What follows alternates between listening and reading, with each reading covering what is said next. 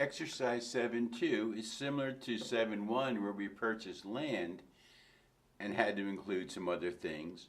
Now we're purchasing a piece of equipment and have to include some other things.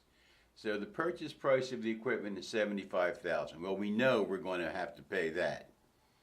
Because you remember, all normal, reasonable, ordinary costs to put the asset to its intended use are capitalized, put on the balance sheet, added to the price of the asset. Well, sales tax falls into that same category. If you don't pay the sales tax, you don't get the item. So we add that. Shipping's the same deal. If it's not in our factory, it does us no good. We can't go there to use it. So we had to have it shipped to us. So that's $1,000. And once again, we had to install the machine because leaving the damn thing out in the parking lot's not going to be much good to us. So we have to put down the installation fees. And I've had clients where the installation fees often exceeded the cost of the asset. I had one client that had to remove the back of his building to install a piece of equipment.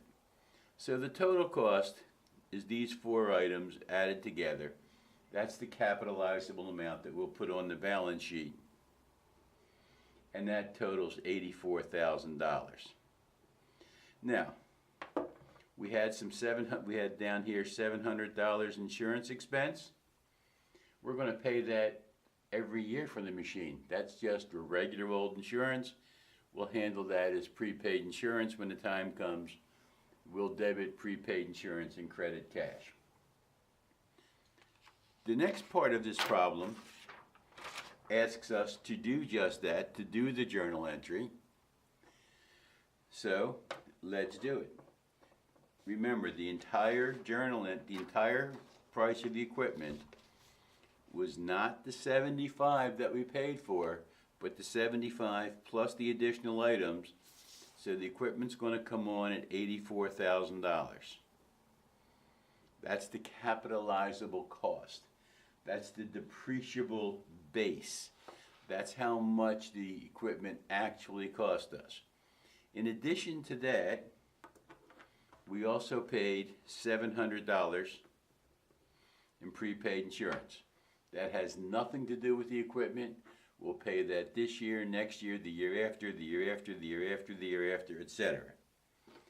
Now, we paid, and they tell us that the machine, including sales tax, were purchased on account. The other expenditures above were paid with cash.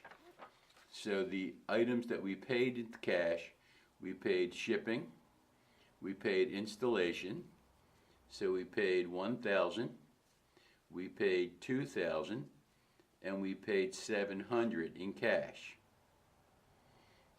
So based on the information they give us, we paid $3,700 in cash.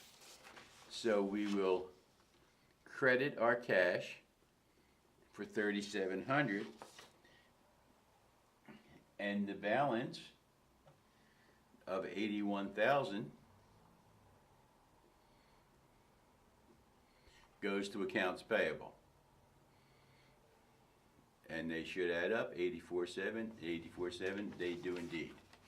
So remember, the price of a piece of equipment includes not only just the purchase price, but all the normal and reasonable ordinary costs to put it to its intended use.